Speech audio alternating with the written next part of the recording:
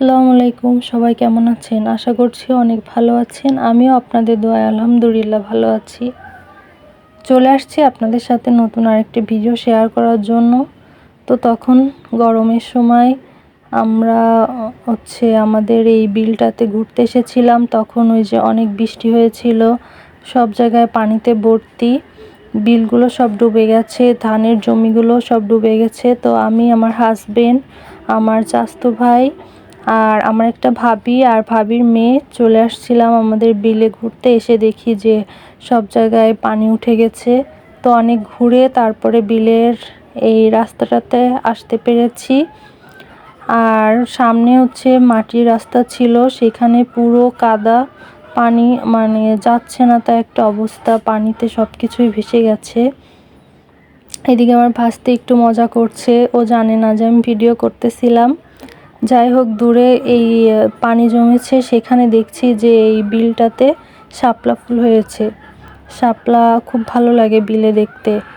আর এই যে রাস্তার দুই সাইড থেকেই কলা গাছ আর খেজুর গাছ, খুব ভালো লাগছে। প্রতিটা কলা গাছে কলা ধরেছে।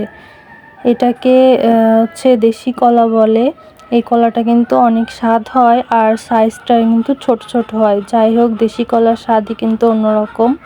এইদিকে আমার হাজবেন্ড আর আমার চাচাতো ভাই, ওরা গল্প করতে করতে আসতেছে। যাই হোক, শালা আর তার ভাইয়াকে, দুজনকেই খুব ভালো লাগছে মাশাল্লাহ। তারপর দেখলাম আমাদের জন্য ঠান্ডা নিয়ে আসছে 7 আপ, আর আমার চাচাতো ভাই খাচ্ছে কোকা-কোলা আর সে খাচ্ছে মোজো।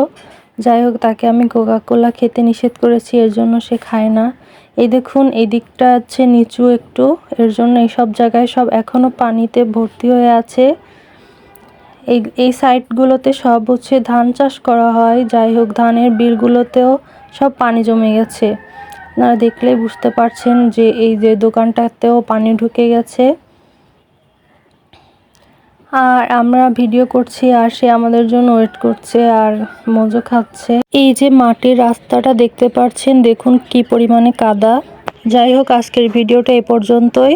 আল্লাহ হাফেজ।